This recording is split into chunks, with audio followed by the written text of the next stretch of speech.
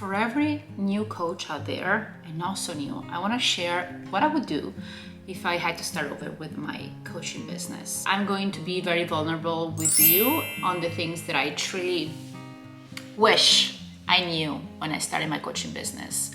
As a healer first, as a transformational coach, then as a healer, and also after that as a business coach. Number one, I would not rely in anybody to support me, to support my ideas, to support my dreams. Support is really important, right? Especially when it comes to a partner or family members. But it's nobody's responsibilities to support you in that and to make your dreams come true. It is hard to do everything by yourself, and support doesn't mean that somebody doesn't believe in you or cheering you up, right?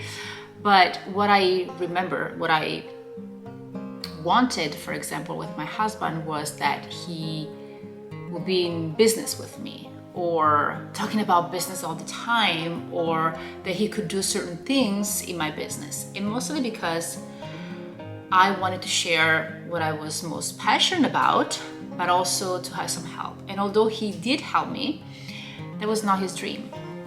That is not his passion. It's all about self-development and inner work, and sometimes I call him my mentor, right?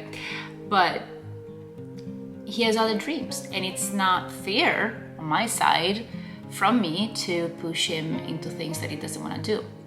You can still be a power couple without being in business together, and maybe one day he will. But my point is, if you have family members or your partner or friends is different, and I'll get to that in a little bit, but they don't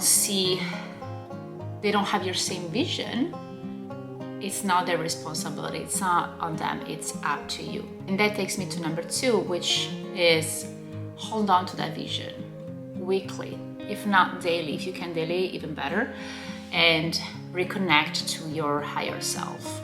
I wish I did that before.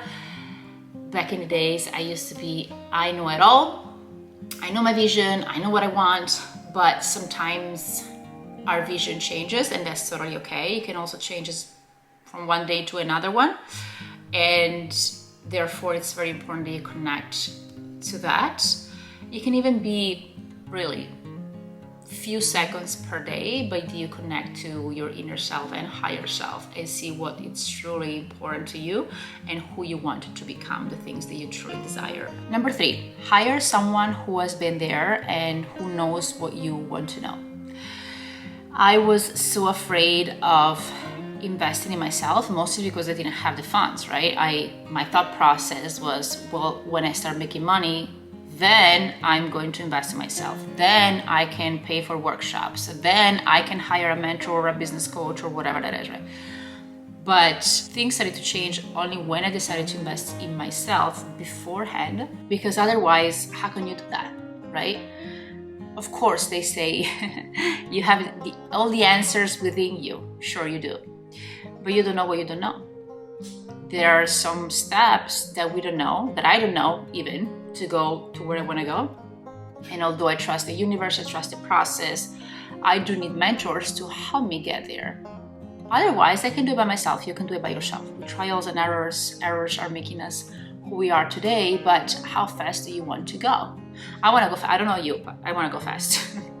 So look for a mentor or a coach or somebody who you truly resonate with, and he or she is truly aligned with your vision and the things that you want to do, and it speaks to your heart, speaks to your soul, and get some help.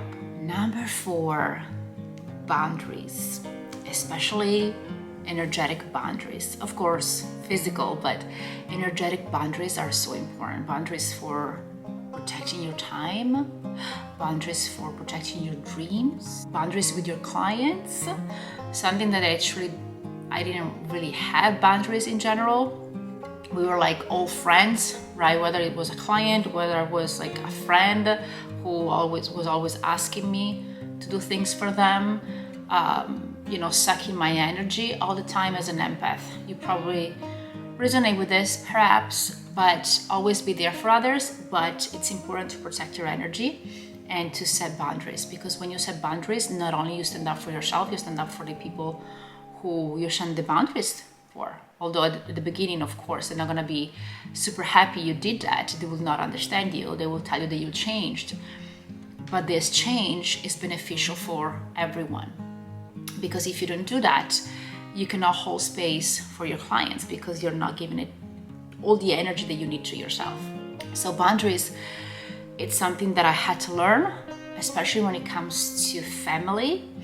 One of the things that I had to not deal with, but a lot of people don't have family members, so they would be like so grateful to have them, calling them every day. But for me, especially since I became a coach, they were always calling me in my business hours when I had to work, and I was feeling bad because they needed my help. But then I was trying to help them. They didn't really take any advice from me. They just wanted to vent, and that's great. Family, friends, they can vent without me offering a solution. But they were taking up so much time, and I didn't get anything done for myself. And so I am still there for them, whether they want to vent, whether they want some coaching, whether they just want a daughter, want a sister, or just a friend. I am there. But my time, the time that I need for my business and for my family, when the time that I spend with my daughter or my husband, that is non-negotiable. I don't care who you are, but that is non-negotiable, and I hope that you're applying this for yourself as well. In other words, prioritize what's most important to you, and based on that, protect and block your time and your energy. Preserve it. And of course, you can give it to friends and family, absolutely, but make sure that your needs are met first. And let's go to the friends part. Number 5, it is okay to share your success and wins with others. And if somebody doesn't feel comfortable with you sharing that, you feel that their energy gets switched off or they're acting weird because you're getting successful, I'm not saying to shut them off immediately, but find out what's going on, because you might have triggered them. But also, it's important to surround yourself with people who want to see you win, want to see you succeed. And if those people are family members, for example, who are behaving that way, who are not happy for your success, well, you don't necessarily have to share that with them, but that tells you who you can do that with and not. I remember I was shrinking myself, I was keeping myself small because I didn't want to be envied by other people. I didn't want them to think, oh, now that she has done that she thinks that, but it was only my internal subconscious fear and not the true reality. And the people who actually stayed in my life, they stayed in my life through thick and thin. They were in my life and stayed through my failures and my successes. And not just because they wanted to commemorate, they wanted to stay in this misery together. I've had those as well, but they're not my friends anymore, because I knew that once I changed my life, they were not in my life anymore. So once you share your success and your wins with people, you'll see who's truly worthy to stay around you. Inner work is not all the work that needs to be done to have a successful coaching business.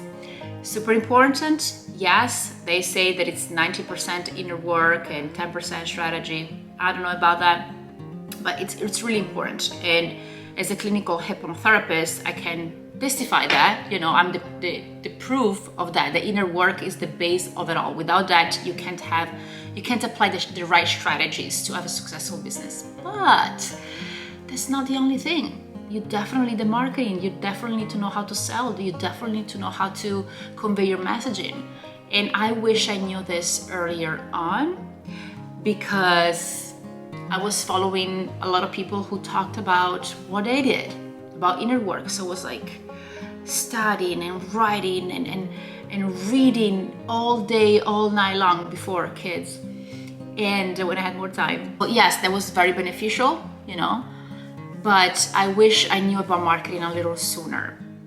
And although I don't think that it's all about marketing, about the right strategy, I know that there's a lot of people out there who think they have the right mindset, which mindset is very reductive as a word also, because it's much more than that, right? It's not even about healing because you're not broken. It's about really reprogramming reprogramming you to be successful. So changing our beliefs, our belief system to a more successful mindset. And as I was saying, a lot of people think that they have the right mindset because maybe they did the course, maybe they read a lot of books, and maybe they do at an extent, but sometimes we don't recognize our beliefs, our fears. We don't recognize our blocks. I don't believe that we really have blocks, but our momentary roadblocks, let's call it that way, because they're so subconscious that they're not really recognizable to the conscious mind. Because of that, I know that when you want to create a successful coaching business, you need to have both, and you need to be open to both, even if you've done both of them in a large scale, right? I do still need marketing for my business. I do still need mindset work or subconscious reprogramming, whatever you want to call it. We all need that, whatever is the level that you want to reach. Because I often say this, every level, different level, every level there's a roadblock, and therefore imposter syndrome comes up. And although now I'm pretty good at recognizing it and I quiet that voice, but we all need an up level, right? When a computer is programmed, it stays for a few years and then needs to be reprogrammed, needs an upgrade, and that's what we all need, an upgrade. And if you wanted to up level your coaching business and create and sell out your high ticket offer, your coaching program, and sell it to many in a little time, go watch the free training in the comments, in the description, where I'm gonna take you step by step what helped me and my clients every day to do so. But let's go to number 7. The more you show up online, the more you talk about your business, the more you talk about your ideas, the more you will be criticized. Shocking? No, it's not shocking, but it's something that a lot of people forget about it, because they come to me and they say, well, I started having haters. That person said this about me. And the more you do it, the more you get exposed and criticized. But nobody can criticize you if you don't let them in. And the more you actually get criticized, that means that you're doing something right. You are triggering people. So I invite you to try to be you and share your uniqueness and your take no matter what.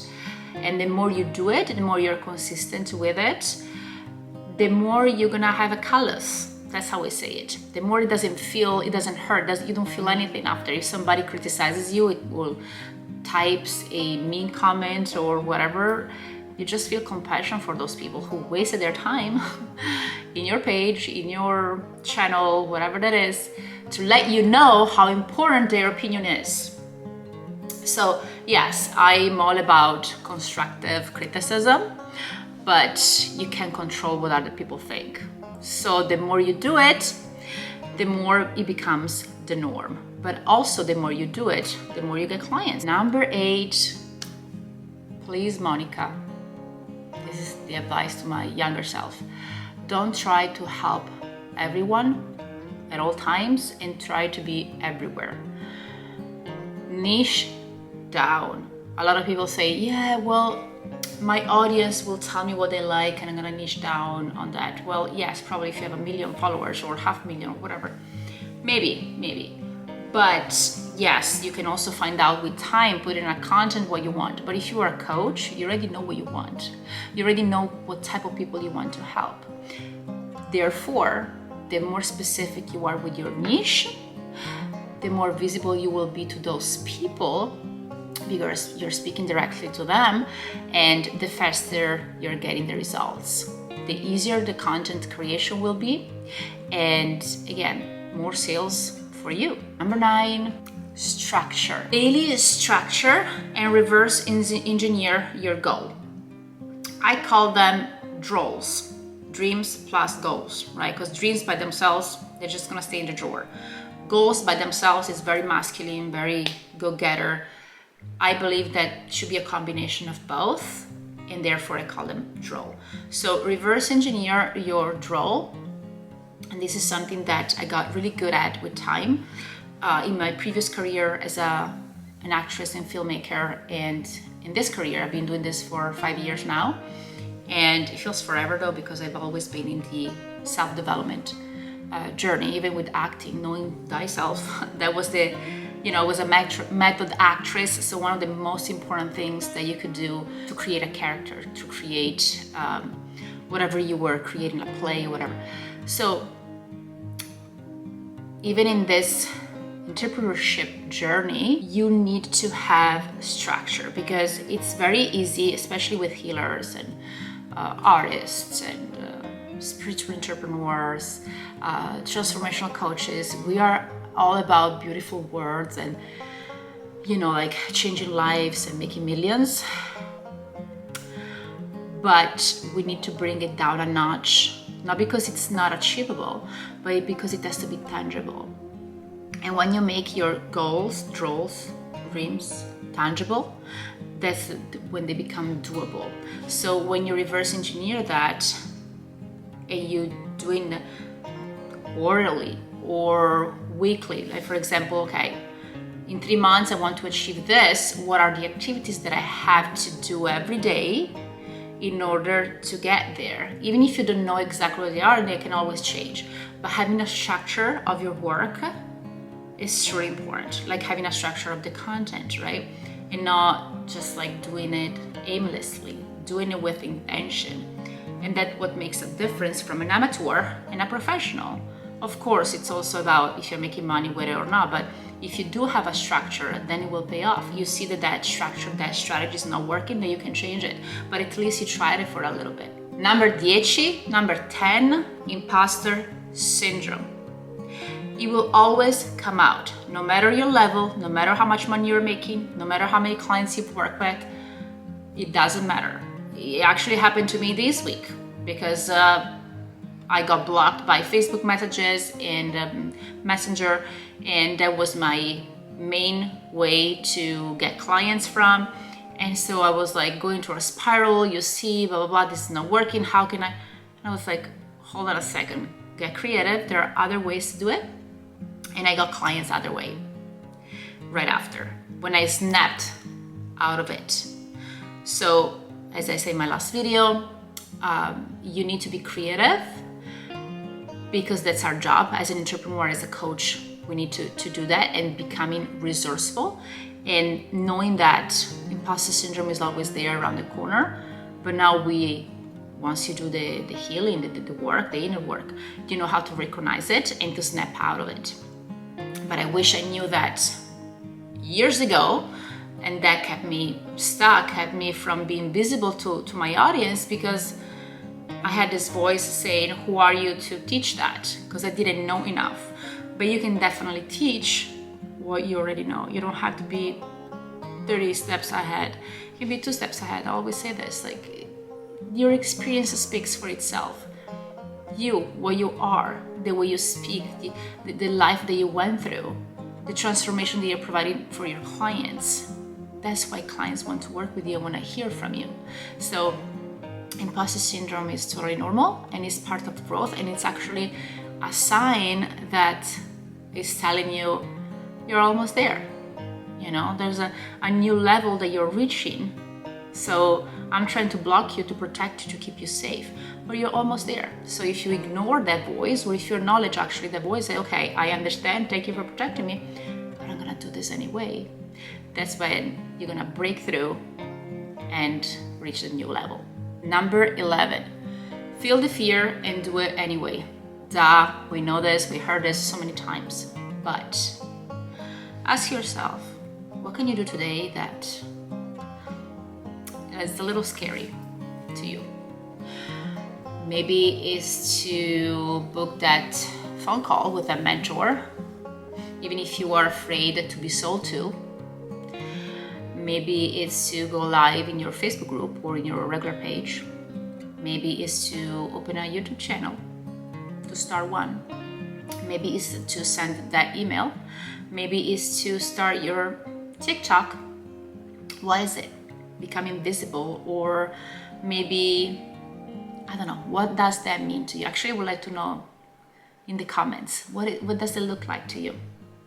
Because when I really acknowledge my fear, but put it aside like imposter syndrome for a second, for a minute, for those 5 minutes that I had to do the thing, that's when it paid off the most. Number 12, the last one, actually the second last, because I want to give you another one. This is hard, but come from a place of abundance. And I know that if you are at the beginning of your coaching business, or if you're not making enough money, even if you're not at the beginning, it's hard to do, because you're getting on a call with people or getting into a live to share your offers, and you know, all you could think is, well, I hope that somebody's gonna buy. I need to pay for food today. Heck am I gonna do this? Or I need a return investment on the coaching course that I've done, so I haven't made money yet. How can I justify something else? I can need to prove my husband, my family, or whatever, or to myself that I'm worthy of it, right? That I can make money with this. But when you do that, it comes from a place of scarcity. It comes from a place of fear. And we are energy. People feel our energy. And people are not inclined to work with us when you operate from them, because even if they can't tell you pinpoint what it is exactly, they're repelled from this energy, by this energy. So try to go on that call, on that live video, or maybe recorded video, whatever that is, with asking yourself, would I do this even if I didn't get paid for it? What if you didn't need this? How fun would it be if you didn't need this? And tell yourself that they need you. You will love to help them, but they need you. And you're here for them no matter they're going to work with you or not. They are here holding a container in this moment, in this call with them, or in this live, on this training with them, because you're of service. And once you do that, people feel your energy. They're like, oh my goodness. And I hope I'm giving you this now. I'm not here to sell you anything. I'm here to serve you. I'm here to give you some knowledge that I wish I knew when I started my coaching business, actually even 2 years in, because I wasn't making money. But when I remember some coaches told me, well, what does make you feel powerful when you're on a call, put on high heels or something? Well, it actually doesn't make me powerful. It doesn't make me a badass, or what, I don't know if I can say this word. I'd rather actually be grounded, and I'd rather be like, I feel in my power other ways. That's why when a lot of people come to me and say, Monica, I wanna invest in you, but I don't have the money, and I don't have the money to pay rent the next month, which I totally understand. A lot of people can't, right, afford it. Whether it's me or somebody else, whether it's $100 or $1 million, doesn't matter. But what I always suggest is to find a part-time job, whatever that is. Do not rely on this, solely on this, because it will put so much pressure on you, and putting pressure on you, you will put pressure on others, and others don't want to feel pressured. When I started my coaching business, I was serving tables. I was serving tables for a long time, and that gave me the peace of mind. Yes, I was working more, I was more drained for sure, but gave me the peace of mind of I don't need you to work with me today because I can't pay rent anyway. I can go get gas anyway. I can pay for my groceries anyway. And I had to put everything into practice, right? Into action, because I didn't know. It was also like proving my boyfriend at the time, my husband, and to myself that I was able to do this. And I got some clients, not continuity because I needed the marketing part. But this energetic shift was super important. It's something that I continue with my life. And it's something that I continue in my life today. Last but not least, trust. How hard? Trust and let it go. Yeah, right. Yes. You know why? Because you have been given this gift of helping others and this vision of becoming profitable with your purpose for a reason. And if you've been up to this point watching this video, you're probably a transformational coach or a healer or somebody who wants to help people, right?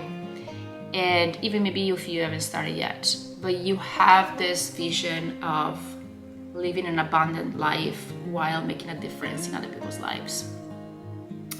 And if you have this dream, that means the burning desire, that is possible for you. Otherwise you wouldn't have it. Otherwise you will have something else. I believe that not everybody reaches their dreams, achieve their dreams. But everyone with a vision could make that vision possible. That vision, that dream is possible for everybody. Then a lot of people don't search for help. A lot of people do not hold that vision high. A lot of people get discouraged because they don't have support and all the things that I listed today. But if you trust and you keep doing what you're doing, change your strategy, of course, not keeping doing the same thing, and you're not listening to your ego that is trying to tell you to give up, to that voice that is trying to tell you, oh, I'm better than this, to those people who are naysayers, and you're truly listening to your higher self, you're gonna be there much faster than you think. I hope that this was valuable to you, and I'll see you in the next video. Ciao, ciao.